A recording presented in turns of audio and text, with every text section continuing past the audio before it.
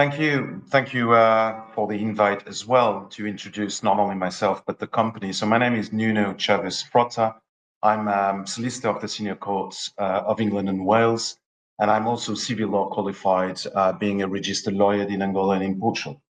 I hold a master's degree, an LLM in international business law from the University of Manchester in the United Kingdom, and I also previously studied law with a 5-year honors degree from UMac in Macau, Special Administrative Region of the People's Republic of China. I hold a diploma, postgrad diploma in international commercial law and arbitration from the University of Lisbon Faculty of Law. So I come to this project, to Lobito Atlantic Railway, with a mixed background. I am a lawyer by trade, with a combined private practice and in-house experience over roughly 20 years. I first qualified back in 2005. I joined Lobito Atlantic Railway from a major project or major company with projects, basically an asset equity investor based in Switzerland. And prior to that, I was a partner of a mid-tier law firm in London, in the UK, and after that, a senior counsel with a UK-based law firm, the 8th UK law firm, ranked 63 on the 200 list of global law firms.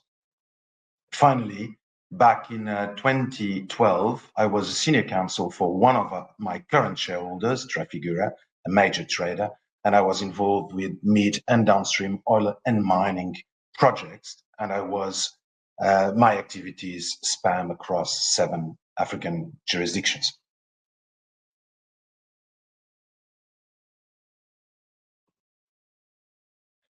So, as I said, I joined law in the first quarter of 2024. I'm currently sitting as Chief Legal and Compliance Officer for the Angolan rail and port concessions. And my purpose since joining this company has been to build a team of expert lawyers focused on both concessions, all from Angola. I refer to both concessions because we're talking about a rail concession and a mining terminal concession. They together make what Lobito Atlantic Railway is today. So we are 5 in my team, and we are all focusing on together compliance, contracts and commercial, legal issues, regulatory, insurance coverage, corporate and governance. I also lead the assets insurance coverage, as I mentioned, in Angola, and this takes on board rail assets to rolling stock and everything port related, such, for example, as terrorism coverage, etc. As things have progressed since I joined, I have cumulatively been appointed chair of the company's compliance committee. I'm also LAR, Lobito Atlantic Railway Data Protection Officer. I'm the company secretary and I'm the board of directors secretary. And recently, and as from the 18th of June this year, I have been appointed by the board of directors as part of the senior executive management committee of the company.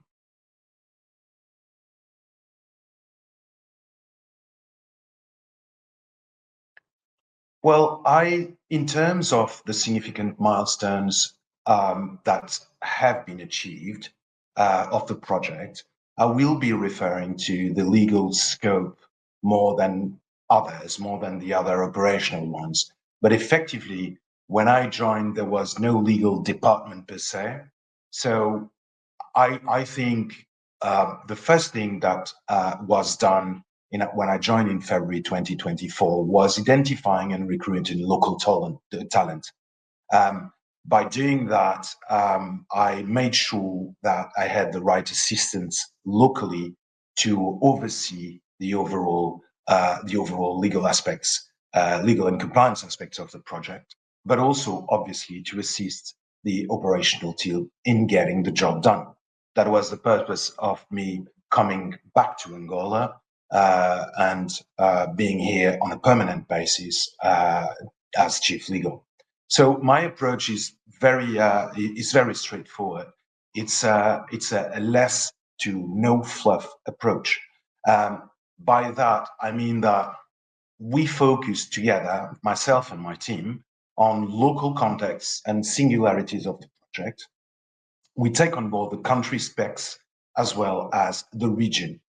The second aspect, or milestone that has been achieved, is the program of compliance, or the compliance program. So nowadays, LAR has major policies in place that have been published internally by service order, and these policies refer to AML, ABC, anti-terrorism finance, gifts policies, third parties, and procurement policies. Basically, as I said, all the compliance program is now in place. Third milestone achieved, we have rolled out our compliance in-person training to up to 300 people, both in Lobito and in Wambo provinces, and we are now extending to other provinces the same training, and this is planned to take place between October and December this year. This rollout is fundamental for LAR, as training is one of the components that is really important for our culture to crystallize our compliance culture and our safety in general obligations, since we manage assets that have a high degree of risk. Fourth point, in terms of milestones, governance and delegations of authority are now in place, and from a corporate standpoint, we are fit to go faster than we were previously. All the governance has been pre-approved by the executive committee, and obviously with a green card from the board of directors. It is important to note that this executive committee is directly appointed by the board of directors, and therefore we have a mandate to maintain a strong governance in place with strong policies in place, and this has been achieved in less than 2 years. Finally, in terms of all the licensing, we're talking over 207 licenses required from a regulatory point of view. So we have a regulator, which is called the ANTT, with whom we collaborate. We work in a very aligned manner, and because of this stronger relation we have with them, we've been able to achieve in less than 2 years all the licensing required to be fully compliant in Angola to operate such assets. And so that is a significant milestone for us as well.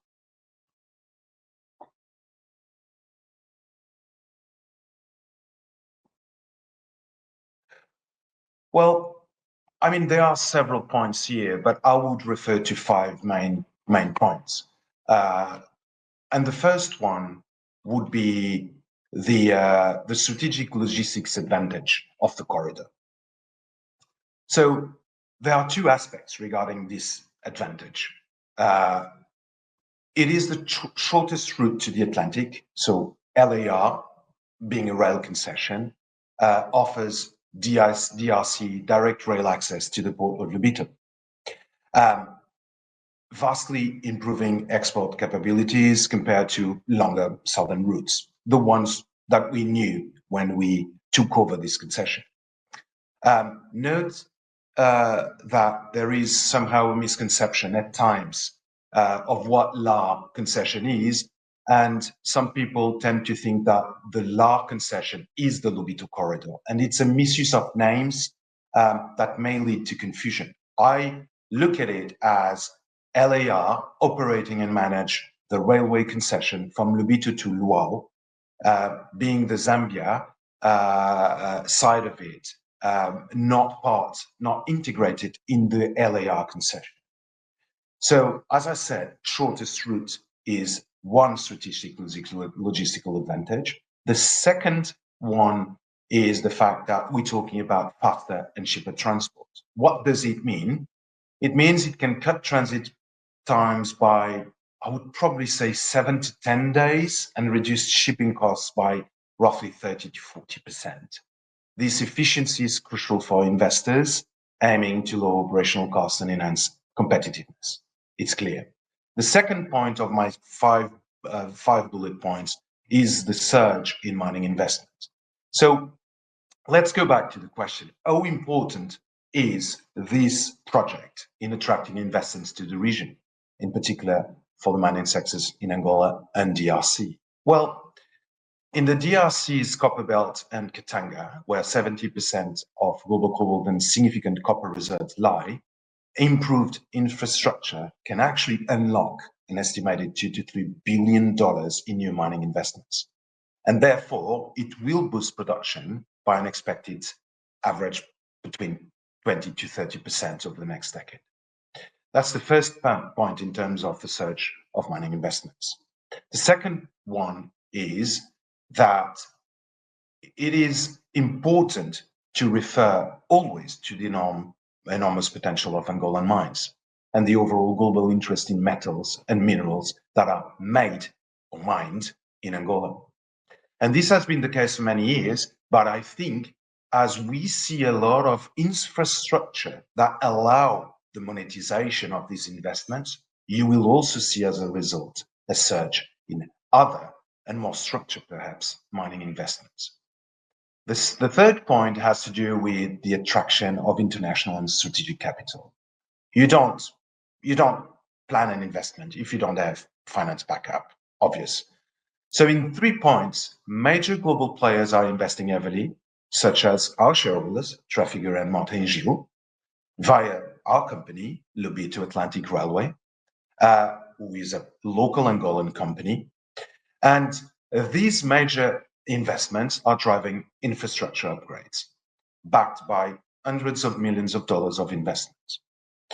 There's no geography for this. There's no geography in terms of origin of this capital. And that's the beauty of it. We are really attracting, not only to Angola, but across the border, also to DRC, major strategic capital. And that's fundamental for the evolution and sustainability of these projects. Second point regarding attracting international and strategic capital. Development finance is flowing, and in our case, with Lobito Atlantic Railway, we're currently discussing finance with the likes of DFC and pledges from the African Finance Corporation. This broad backing signals undeniable strong investors' confidence. Finally, multilateral international support initiatives that also legitimize and attract further interest from the international community.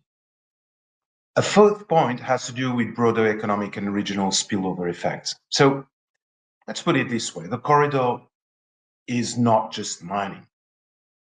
And when we talk about the Lobito corridor, we're talking about much more than our company, than Lobito Atlantic Railway. Although we are an integral part of it, and we were set up because of this corridor, the truth is that it is expected that this corridor will suffer several developments on several factors and sectors. I'm referring to agriculture, manufacturing, logistics services that can flourish along the routes. And we expect to see a replica effect across the corridor, and LAR is looking at it with pragmatic optimism. Angola expects roughly a 2% annual GDP boost in USD and up to a 40% rise in regional trade volumes over the next decade. And that's also significant. Strategic investments in energy, renewable powers, education, and even special economic zones are being planned alongside these routes, this corridor. Finally, how important is the corridor in attracting investors to the region? Let me raise 2 points. LAR offers an alternative to traditional export routes that have been primarily monetized by other southern African jurisdictions. Angola is now a real alternative. And as it stands, it looks like it's the best and most profitable corridor that commercial companies can use and miners can use. And second point, the broader involvement of other continental economic powers sheds the right lights on the project and on its commercial importance. And let's not forget that, after all, this is a commercial project.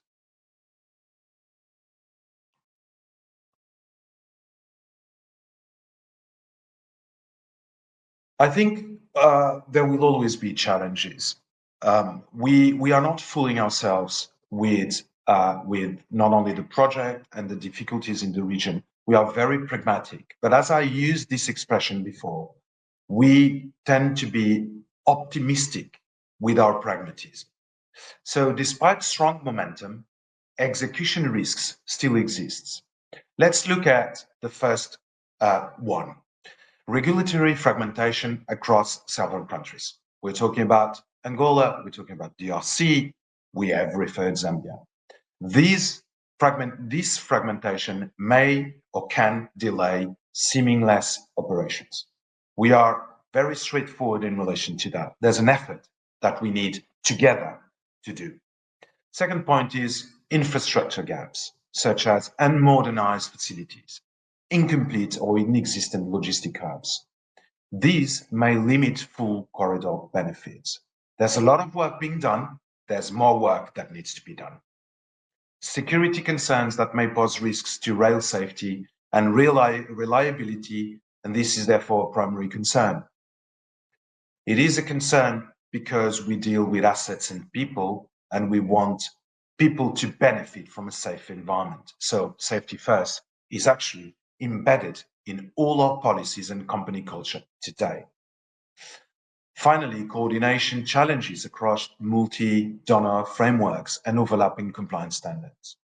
We are a compliant and full compliant company. We are transparent. We want to be at the top of our game, so to speak, in terms of where we position ourselves from a compliance point of view.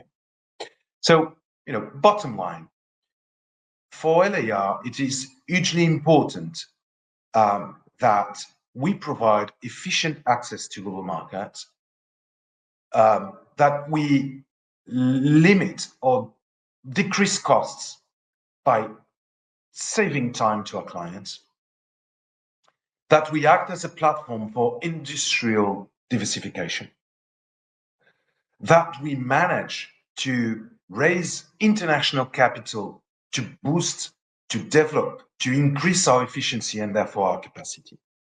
And finally, that we achieve what we came here to do, which is to materialize, to crystallize a strategic alternative to the existing and more congested trade routes. While execution risks remain, this project and others, but LAR has drawn significant investors' interest, not just for the mining sector, which is what we bring us here today, but also across broader sectors. So it's reshaping our resources flow out of Central Africa and laying the foundation for integrated regional development. Needless to say that all of this is in line with the African Union principles of regionalization.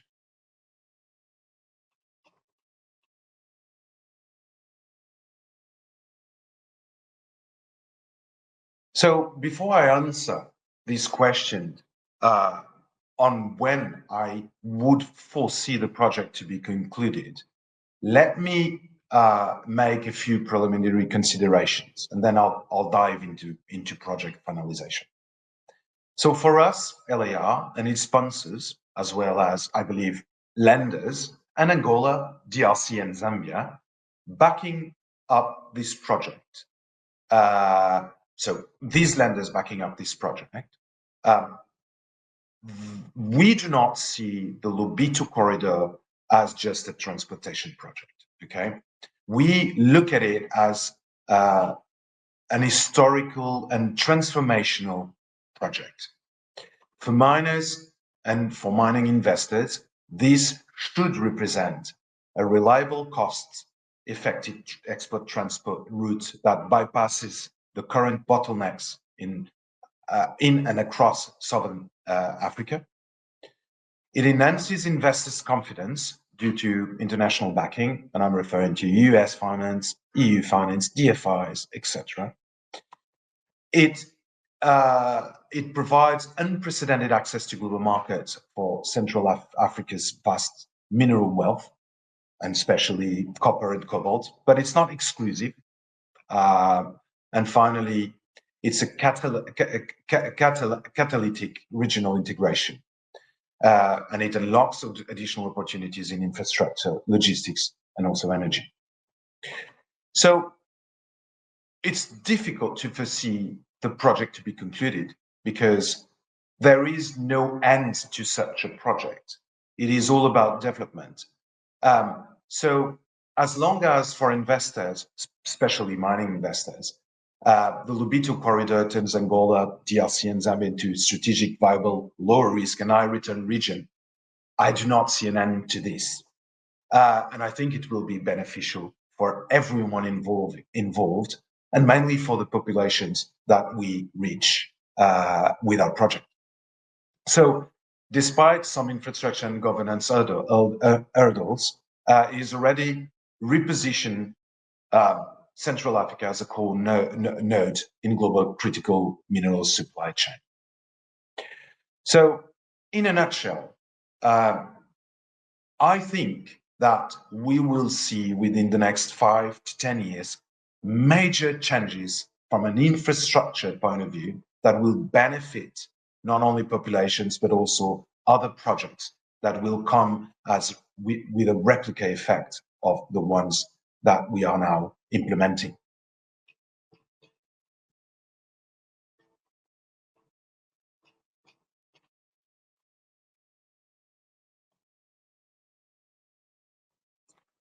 Well, this is a project that is rich in surprises, but I say it in a positive manner, and to some extent, I would preferably focus on the real impact because the surprises come from the real impact on the communities, and this is deeply ambivalent. Yes, there's a promise on the table, job creations, connectivity, regional integration. But unless we carefully manage this project in an inclusive way, the project will still bear enormous risks. And we want every single population that basically lives through and benefits from all the investment we make in infrastructure. So it is obviously mining focused, but it's not exclusively mining focused.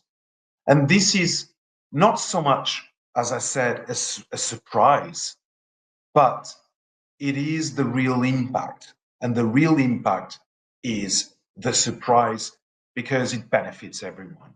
So I think it is also important to refer a few aspects here because everything that we want to achieve with this project that will be beneficial for everyone involved, states, populations, private entities, private companies, other companies benefited from the initial investment as players in a replica effect, as I mentioned.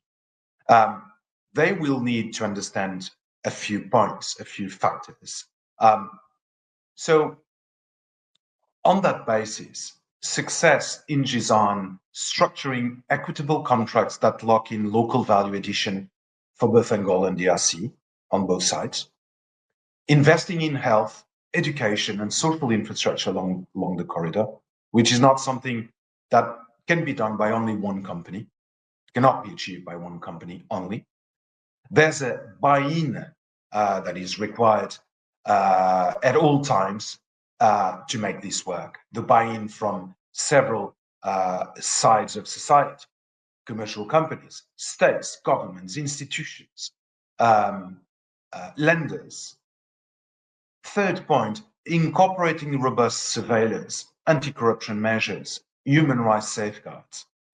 In the case of LAR, Lobito Atlantic Railway, the company has implemented a thorough program that looks into the details and ties of the partners, third parties, and everyone involved to make sure that there is at all times accountability and transparency.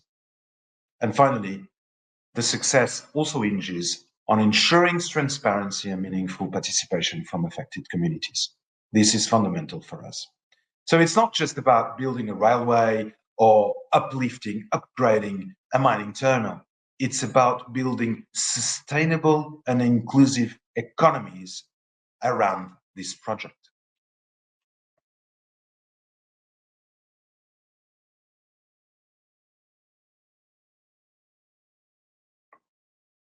So the emerging vision for the mining and infrastructure sector in the Lobito corridor region isn't just about moving mineral faster.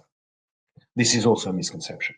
It's about transforming extractive economies into an integrated, diversified, and inclusive growth engines. Here's what the vision looks like when fully realized. From extraction to value addiction, from world-class resilient infrastructure network to top of the class, top-notch environment, business environment. People-centered development, sustainability and ESG leadership, regional integration and sovereign collaboration, and finally, digital and financial modernization.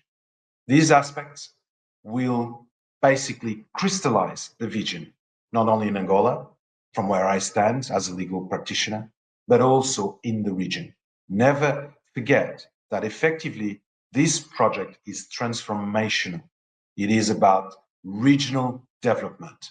Yes, it starts with Angola, but in fact, it is much broader and serves as an example, as a benchmark that Angola is making. And we hope that this will be or become an ex libris in terms of what has been done according to international standards. As we stand at a historic crossroad, we need, or it is worth reminding that Africa as a continent is not just the source of the world's critical minerals. It is definitely the future of sustainable supply chains. And on that, on sustainable supply chains, it is worth referring that the world's energy transition depends on secure, ethical, and low carbon access to critical minerals, such as copper, cobalt, or lithium. And the Lobito corridor is fast becoming a game changer, as we all know. It offers the shortest, as I said before, most efficient route from the copper belt to the global markets via Angola's Atlantic coast, and in particular, our terminal, the mining terminal of the port of Lobito. It reduces reliances on carbon-intensive trucking and congested southern routes, reduces risks, increases safety. And most importantly, it opens the door to traceable, transparent, and ESG-aligned supply chains that meet the world's highest standards. Regarding investment opportunities, as part of the message at the conference, this is not just a railway. This is a regional investment platform. It's not just a railway or a terminal. It is a regional investment platform. Regarding mining, we aim at exploring and production growth. Angola, in DRC, and in Zambia. Regarding processing, we're talking about smelting, refining, battery precursor plants along the corridor. In terms of logistics, we're talking about investments in ports, rail hubs, digital infrastructure. In terms of green energy, we're talking about solar and hydro to power operations, and therefore we're talking sustainability. From a finance standpoint, there will be definitely blended capital needs DFIs, private equity, sovereign partnerships, because there will be a need to co-invest in projects that are bankable, inclusive, and climate smart. Regarding Angola's role as a regional hub, and the conference is taking place in Teletona in south of Luanda, Angola is no longer just an oil or diamond economy. It's a rising power in terms of logistics, mining, and energy. I remember referring to Angola over 10 years ago as a potential powerhouse for logistics, mining, and energy. It was already for energy, but hard commodities driven, oil, mostly oil. Today, we're talking about Angola being a powerhouse across Africa and a reliable country for investors to basically bet on the future of their businesses.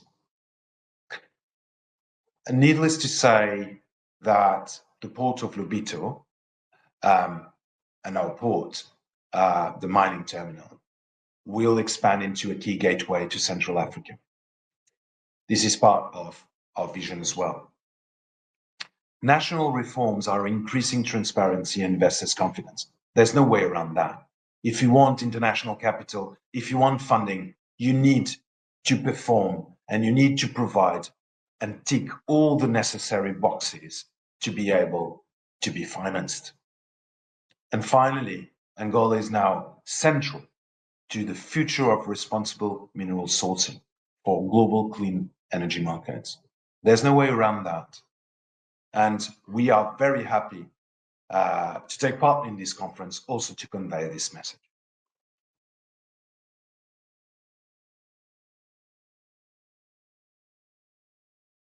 Well, I think it's the Africa International Mining Conference is clearly more than just a network event. It's now a pivot, or in other words, it has a pivotal role today, and it is becoming increasingly more important for the mining sector in Angola and for the wider region. And I would probably say or mention a few key reasons for that. So, positioning Angola as a mining investment destination whilst looking at the regional positioning of the assets, attracting FDI, foreign direct investment, whilst assessing major progress on regulatory improvements, ESG compliance, geological data access, local content frameworks. The conference also highlights Angola's mining potential or mineral potential. It also strengthens regional collaboration with the excellence of the panels and also the invited guests. It clearly drives ESG and local development conversations. And that's important because it raises miners' social responsibility awareness, drives or potentially drives local job creation by also creating awareness in terms of local content requirements. It sets a term in terms of how important it is to respect community rights. And also, it allows an alignment with green and sustainable development goals. So in a nutshell, it is a pleasure, it's an honor for LAR to be taking part in this conference. And we really look forward to join the Teletona event on the 22nd and 23rd of October. So thank you very much, and I'll see you there.